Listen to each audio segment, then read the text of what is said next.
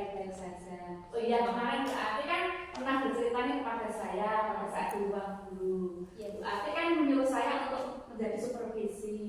Nah, hari ini saya ada waktu Bu Ati untuk menyupervisi Bu Ati. Bagaimana dengan Bu Ati? Adakah waktu luang untuk hari ini, Bu? Bagaimana? Alhamdulillah ada Ibu. Nah, kalau begitu kita melaksanakan supervisi hari ini saja ya Bu Ati ya? Iya, bagaimana? Ya, kita persiapan dulu ya. Dari percakapan nanti, kompetensi apa yang ingin Bu Ati kembangkan? Dari kompetensi yang ingin saya kembangkan untuk pembuatan pertanyaan yang berbobot Ibu. Ya, berarti kompetensi yang ingin dikembangkan Bu Ati adalah pada saat membuat pertanyaan berbobot. Dari bagian mana yang ingin saya amati Bu nanti pada saat Bu Ati melakukan coaching? Dari bagian yang mengidentifikasi masalah, karena saya merasa masih sedikit kesulitan dalam mengembangkan pertanyaan untuk menggali coaching saya. Oh gitu ya. Menurut Ibu sendiri, penilaian terhadap apa yang akan kita kembangkan nanti Bu? Tentunya saya menilai diri sendiri saya itu masih di range 3 Ibu. Oh, masih di range 3 ya? Padahal ranknya ada 1 sampai dengan 10 ya. Sekarang apa harapan dari observasi yang akan kita laksanakan bersama ini nanti Bu? Harapan ke depannya Bu Ati seperti apa harapannya? Tentu saja saya bisa lebih berhasil menjadi seorang coach yang baik, bisa mendengarkan coach saya, kemudian bisa melaksanakan sesuai dengan data. Oh iya. Kalau begitu sekarang silakan Bu Ati untuk melakukan coaching dan saya akan mengamati kegiatan Ibu selama melaksanakan coaching tersebut. Monggo Bu Ati silakan. Iya Bu, terima kasih Bu. Bagaimana kabar Bu Tari siang hari ini? Alhamdulillah baik Bu, sehat. Berarti gimana? Alhamdulillah Bu, sehat juga. Nah, tadi kemarin Bu Tari menceritakan, menanyakan kepada saya apakah ada yang bisa saya bantu untuk Ibu tentang masalah Ibu. Nah, sekarang apakah ada yang ingin Ibu ceritakan kepada saya? Terima kasih Bu Ati. Ya, begini Bu, akhir-akhir ini saya merasa kok murid-murid di kelas saya itu ketika saya mengajar itu anak-anak kurang antusias gitu Bu, dalam menerima pelajaran saya. Dan bahkan kalau ketika saya memberi tugas-tugas itu paling hanya 50% anak itu yang mengumpulkan Bu. Oh gitu. Jadi menurut Ibu hasil apa yang dari obrolan kita hari ini kira-kira?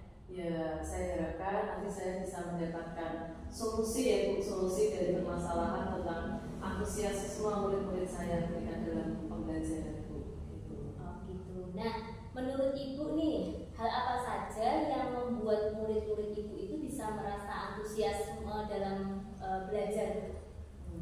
Gini Bu, kalau saya ingat-ingat ya Bu, hal yang membuat murid-murid saya kurang bersemangat itu, kurang antusias dalam pembelajaran mungkin karena yang pertama itu pembelajaran yang saya lakukan mungkin sedikit membosankan ya Bu ya, terlalu monoton dan saya terlalu mungkin dominan berbicara dan bercerita di depan murid-murid saya. Nah, yang kedua mungkin juga ketika dalam pembelajaran itu untuk tidak memberikan kesempatan kepada murid saya untuk berbicara aktif di depan itu. Itu ya Bu ya. Iya. Lalu kira-kira apa saja nih Bu yang bisa membuat murid Ibu itu antusias dalam pembelajaran Ibu itu? Menurut saya itu mungkin murid-murid itu akan menginginkan pembelajaran yang asik ya Bu ya, asik, tidak monoton dan tidak membosankan gitu ya. Iya. Wah, kalau itu saya sependapat dengan Ibu. Nah, karena anak-anak sekarang ya Bu ya, mereka itu kan sudah inginnya belajar dengan berbagai versi, berbagai cara ya Bu. Apalagi kita ketahui bahwa anak-anak itu sudah memiliki kesukaan sendiri-sendiri dan kita dengan gaya belajar mereka tentu saja hal itu bisa meningkatkan kreativitas kita dalam mengajar ya Bu ya. Lalu Bu, menurut Ibu kira-kira apa nih rencana yang akan Ibu lakukan supaya murid-murid Ibu tadi bisa merasa antusias dalam pembelajaran yang Ibu lakukan? Menurut saya itu pembelajaran yang harus berpusat pada murid, harus berpusat pada murid. Jadi murid itu diminta aktif dalam pembelajaran. Dan bisa juga dengan ditambahi biar nggak memisahkan pakai ice breaking ya Bu. Atau game-game gitu supaya lebih menarik gitu. Iya betul. Memang betul Bu. Jadi pembelajaran itu memang harus yang menyenangkan ya untuk anak ya. Lalu Bu, mengenai tugas yang Ibu berikan kepada murid-murid tadi nih, kata Ibu kan terlalu banyak ya. Kemudian apakah penyebabnya sehingga murid itu kurang antusias dalam mengulang tugas? Mungkin juga ya tugas yang saya berikan itu juga terlalu banyak ya, dan berisi banyak pertanyaan tanpa saya memberikan sumber-sumber belajar yang bervariasi. Mungkin seperti itu Bu. Kalau boleh tahu nih Bu, Ibu menggunakan sumber belajar apa ya di kelas ya? Di kelas saya biasanya menggunakan itu buku teks pelajaran. Itu didapat di perpustakaan? Iya, di kelas ada, di perpustakaan. Oh gitu. Lalu adakah sumber belajar selain teks? Selain buku teks yang Ibu punya di sekolah? Iya, Ibu. Ya saya pikir memang banyak ya Bu itu sumber belajar sebenarnya ya. Sumber belajar bisa dari video YouTube atau artikel atau tulisan ilmiah di IT seperti itu ya biar mungkin banyak. Saya yakin sekali nih jika Ibu menggunakan berbagai macam sumber belajar itu pasti akan membuat murid-murid Ibu itu merasa antusias dalam belajar dan nggak merasa bosan ya Bu ya. Sekarang dia lagi tren TikTok ya Bu ya. Nah, jadi sekarang apa nih rencana Ibu untuk bisa menyelesaikan masalah ini? Ya, mungkin yang pertama saya akan merancang pembelajaran yang mengasihkan dengan menggunakan sumber belajar yang lebih beragam seperti saya nanti tayangkan video YouTube atau TikTok melalui TikTok tadi ya Bu ya. Kemudian untuk tugas-tugasnya mungkin saya akan menyelesaikan tugas-tugas itu dengan minat dan dengan kemampuan anak-anak ya. Bisa nanti intinya saya akan melakukan pembelajaran berdiferensiasi ya Bu sekarang ya. Diferensiasi ya sehingga nanti anak itu tidak terkesan dipaksakan untuk mengerjakannya. Ya dia bisa nanti mengerjakan tugasnya itu bisa berupa drama atau lagu atau tulisan seperti itu. Oh iya. Nah bagus sekali loh Bu. Menurut saya rencana-rencana yang sudah Ibu ingin dilaksanakan itu sudah sangat luar biasa sekali. Semoga Ibu bisa terus konsisten mengembangkan pembelajaran supaya anak-anak tidak merasa bosan di dalam kelas itu ya. Tentunya asalkan kita ada waktu dan kita punya niat yang kuat supaya anak-anak kita bisa belajar lebih semangat, kita pasti akan bisa. Gitu ya. Baiklah kalau gitu berarti Ibu sudah menemukan solusi dari permasalahan yang ada ya. Oke Bu, baiklah kalau begitu saya rasa coaching hari ini saya cukupkan sekian ya Ibu ya. Terima kasih atas. Terima kasih Bu. Iya sama-sama Bu. Iya sama-sama. Baiklah Bu, assalamualaikum. Terima kasih Bu Atik, saya tadi sudah mengamati Bu Atik sebagai coach ya. Sekarang setelah selesai melaksanakan coach, saya akan mengadakan supervisi pasca melaksanakan coach ya Bu ya. Seperti itu. Nanti sekarang saya punya beberapa pertanyaan yang nanti bisa dijawab Ibu ya. Yang pertama, bagaimana Ibu menilai sendiri pertemuan dalam kompeten tadi? Kalau tadi kan masih di awal masih 3 nih, sekarang gimana?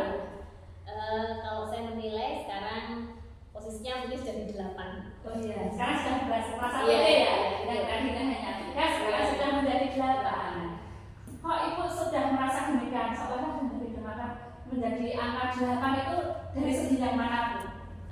Karena tadi coach saya itu berhasil menemukan solusi dari masalahnya sendiri dan kemudian dia menceritakan kepada saya itu tanpa rasa sungkan, tanpa rasa takut gitu Bu. Jadi sudah mengalir begitu saja.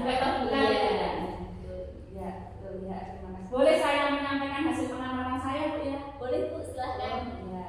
Dari hasil pengamatan saya tadi dalam mengidentifikasi masalah, Bu Ati sudah bisa membuat pertanyaan yang berbobot. Yang awalnya pada awal Bu Ati kan bilang saya belum bisa